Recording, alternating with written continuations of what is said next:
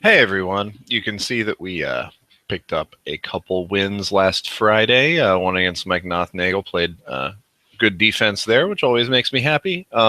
Also got a win against Russ Friedewald, who made his own video of his responses to me, which was pretty fun to watch. I was very appreciative that I got to see that. I enjoyed watching it and wish he would make more videos, though he said he wasn't going to. So I guess a grateful nation shall have to wait for further participation from Russ. Anyway, today we're playing against two other friends of mine. We got Kirk Nelson, we got Matt Frost today, so we're going to play against both of those guys. One for real and one for private. So scrolling on down here to the match day 11. Okay. Question 1. Originally applied to a stew of game birds, this term now refers to the edible internal organs of a fowl, particularly the heart, liver, and gizzard. What is this term, which often precedes the word gravy on Thanksgiving menus in the United States? Okay, well, there's only one thing I can think about. The stew I've never heard of before, but certainly I have heard of giblet gravy. That's, I think, the only thing this could possibly be. Feel very confident in that. Question 2. In Twelver Shia Islam, the highest-ranking clerical authorities on religious law, known as Maraji, are afforded the grand version of what title? Okay. Well. Yeah, I think this is right. So we often refer to the Ayatollah of Iran. It is basically a misnomer. There are many people with that ranking. Ayatollah just happens to be the title that all of them have.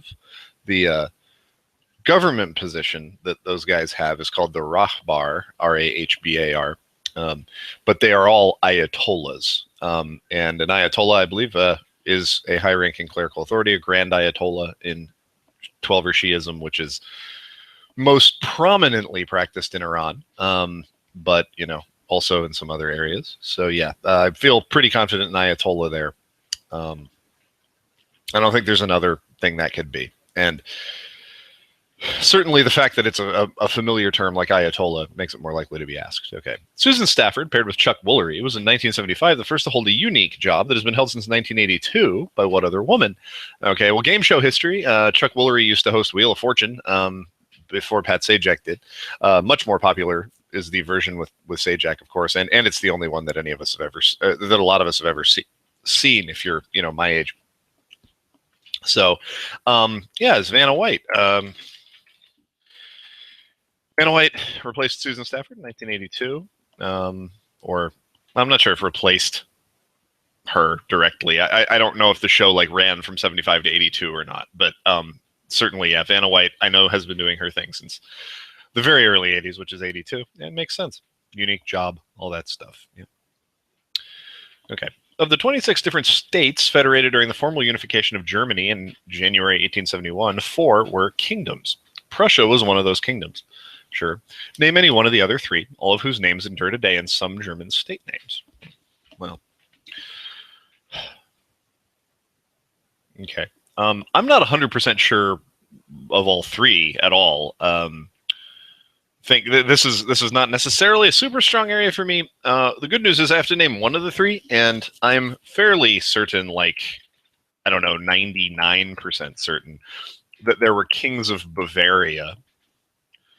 And the fact that there were kings of Bavaria and that Bavaria is certainly a German state now means this.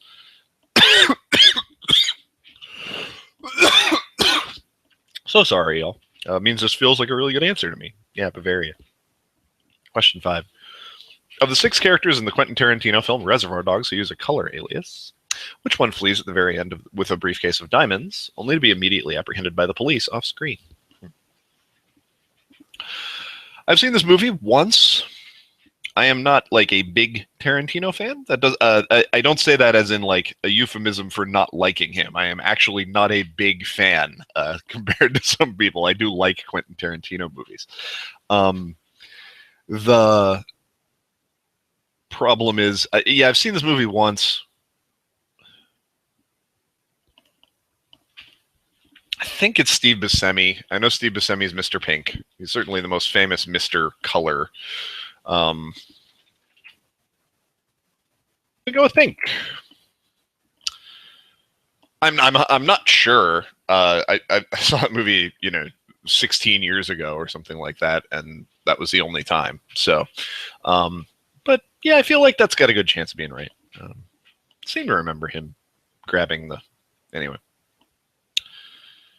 Okay, 6.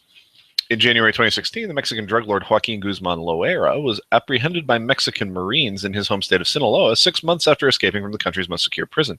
But what nickname is this kingpin widely known? Okay, well, this is the January 16 crime news with a fun quote unquote name, famous name that people like to repeat, which is El Chapo. So yeah, that is definitely El Chapo. If Pink is right, I think we got 6 of these. I feel like that has a blanky chance of being right. I don't know, 60-40 maybe. I'm leaning toward it. And given that there's 6 guys, I feel much better about him than anyone else. Let's look at some player data. All right. So here's Frost. Frosty is extremely good at buzzer trivia. Like he's seen him play 5x5 at Ticona. Very awesome.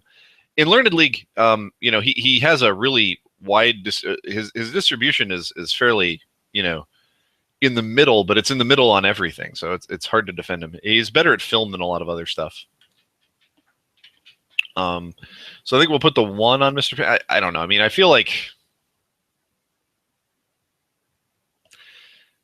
he is equally likely. He's very likely to have seen Reservoir Dogs.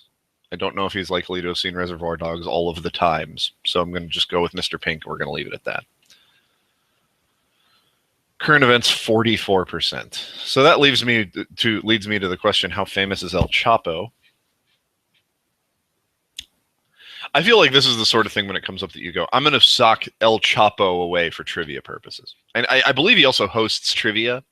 So it feels really likely that this is the sort of thing that's come up. This is not a current events question asking you to name the current president of Ghana or something. Like this is the sort of thing that was in the news widely and a lot of people followed. So I'm going to go with a 1 there.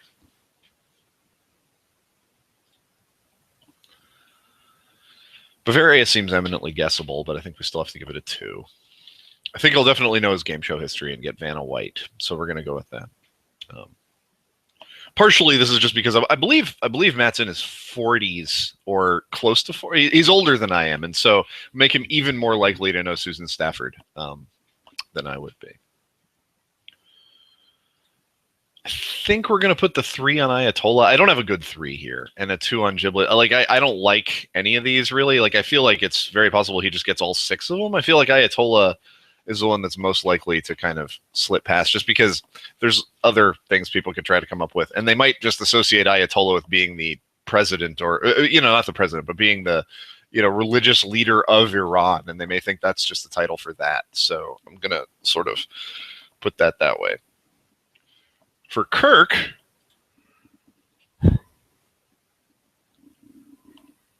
Kirk is a fellow Michigander.